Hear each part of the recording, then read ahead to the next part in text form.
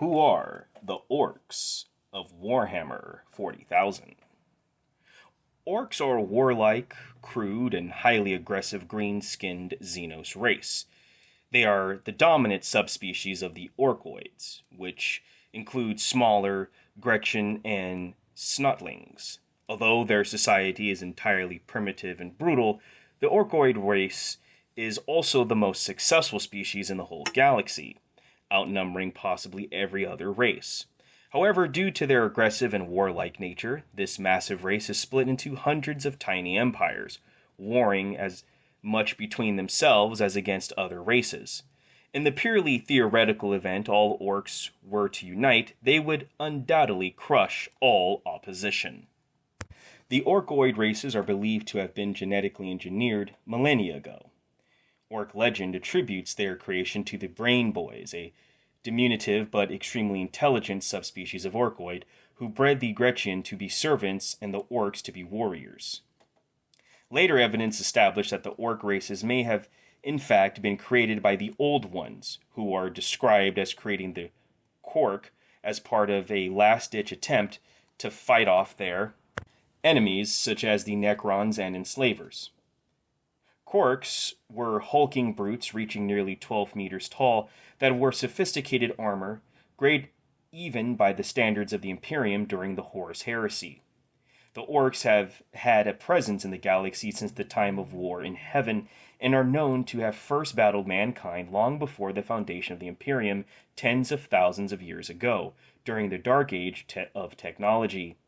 Humanity and the Orks have fought innumerable conflicts over this time, and are unlikely to ever stop. During the Age of Strife, the power of the Orc race seemingly expanded to great lengths. During the Great Crusade, the Emperor led 2 major campaigns to smash major Orc empires.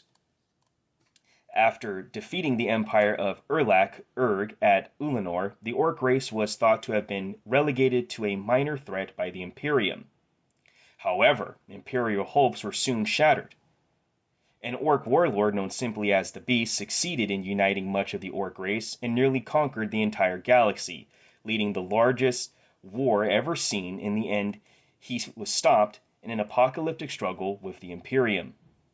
In the 41st millennium, another extremely powerful Orc war boss, the Gazkul Mag Uruk, began wreaking havoc across the galaxy by invading Armageddon twice. He leads the Great Void and has been spotted in several war zones across the galaxy. The Orc race hails Gazkul as the prophet of the Orc gods, Gork and Mork. The Orkoid ecosystem includes several species: the Gretchen, the Snotlings, the Squigs, and the Orkoid fungus, as well as the Orcs themselves. The Orc ecosystem, born from fungal spores, travels with the race itself, allowing the Orcs to rapidly recolonize and reproduce on worlds across the galaxy.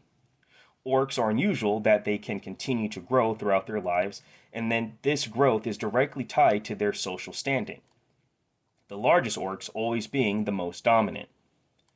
Orkoid physiology is a symbiotic combination of animal, fungus, that are integrated such that each augments the operation of the other, and both work in perfect harmony.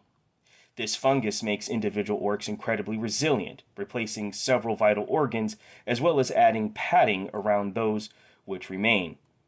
The fungus also fulfills the Orc species' reproductive function and makes them one of the most proliferative species in the galaxy.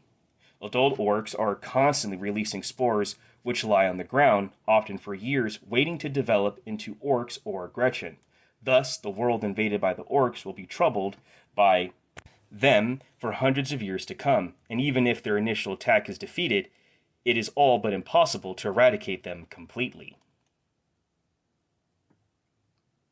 Orcs were genetically engineered to be tough, muscular, aggressive, and primitive-minded. In addition to their warriors, gatherings of Orcs are naturally divided into a caste of odd boys who are genetically predisposed to perform specific tasks exceedingly well. Indeed, the Orcs' creators were apparently able to encode information on how to build and maintain technology in their genetic templates.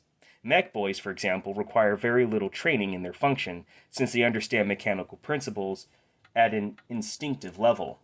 The largest common orc social unit is the tribe, a horde usually comprised of numerous war bands, all under the command of a warlord or war boss.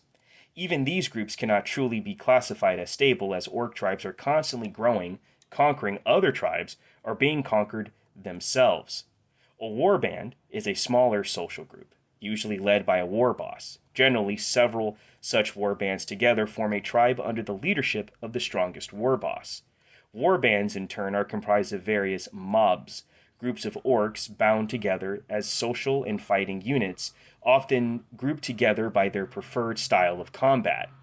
At the lowest level of orc society are the Gretchens, who perform menial tasks and act as slaves, though in truth most feel comfortable in this role, despite simultaneously despising their masters. Only the infantile snotlings are below the Gretchens on the social ladder. Orc culture, above all else, is based entirely around fighting and seeking ever stronger or more entertaining foes. Orcs always are looking for a fight, and while they prefer to fight non-orky foes, they will not shy away from fighting each other should no other enemy present itself. However, orcs do dislike fighting machines due to the lack of satisfying feeling or visceralness to it. The more the orc fights, the bigger he becomes, and the more respect and authority he receives from the orcs around him. Given enough enemies to fight and enough victories under his belt, an orc can become truly gigantic, with the beast reaching close to the size of an imperial knight. In the place of fighting, orcs will sometimes test their mettle in various other ways, including arm wrestling, squig-eating contests, and ramshackle vehicle races. Orcs have a short attention span and virtually no patience. While they do not require sleep, they'll do it if there's nothing else better to do.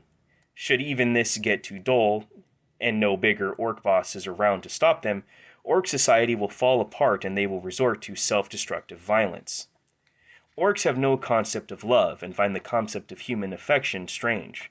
However, they do have a kind of battle bliss and will often associate this with love and hate.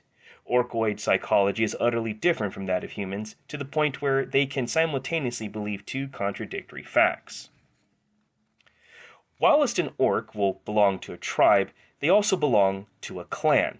Whilst tribes are constantly changing and breaking apart and reforming, a clan tries to remain stable and enduring. Clans are not communities, but rather philosophical delineations representing the various aspects of the orcish character. Each clan has its own colors, markings, characteristics, and ways of waging war. It is possible that a clan affiliation may, in part, be a genetic phenomenon, as members of the same clan may have physical characteristics in common that distinguish them from members of other clans. For instance, the Bad Moons are identifiable by their faster growth rate of their teeth. An orc tribe usually contains orcs from many different clans, and when tribes fight each other, other orcs will often find themselves in combat with foes from the same clan.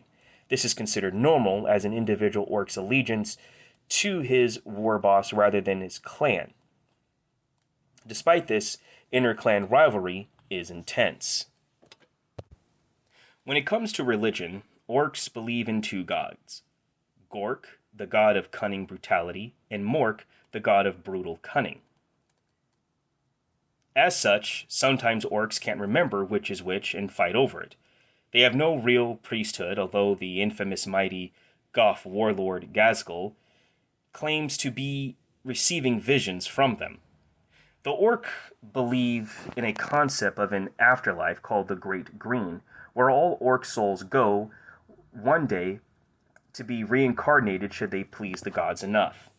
At least one individual, the Grot Makari, has been reborn numerous times. When it comes to technology, orc technology appears to be ramshackle and slapped together, but is as potent as any weaponry used by the Imperium. Orc technology is characterized by the constant stream of poorly thought-out experimentation and constantly trying to outdo the competition to build the biggest gun, the largest Gargant, or the fastest war buggy. Therefore, orc technology is not uniform, lending orc warbands a cobbled together and random appearance. Orc mech boys are specialists in the field of producing powerful force fields that can protect against damage, and at battlefield improvisation of repairs. They can salvage almost any burnout wreck, and many orc vehicles have been reported destroyed dozens of times, only to be cobbed back together, even a fresh lick of paint, if even that, and sent back into the fray. The tough, resilient nature of orcs means they accept crude bionic enhancements, transplants, and other medical shenanigans being performed on them with ease. Much of orc technology is unreliable and sometimes seemingly inoperable to other races, in some cases only working properly in the hands of an orc. This has led to some members of the Adeptus Mechanicus to theorize that the physic nature of the orcs has an impact on their technology, assisting in making it function as it should. However, whether this is actually the case or not is inconclusive. Though their movements are erratic and their domains lack anything approaching cohesion, orcs remain the most widespread of the sentient races that inhabit the most worlds across the entire galaxy. Hello everyone, and thank you for tuning in.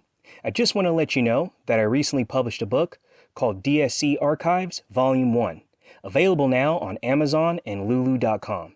You can actually download your copy on Kindle for free through Kindle Unlimited. I placed the links in the description. Also, thank you so much for your continued love and support. I'm Travis J, and I'm out. And Happy New Year. Peace!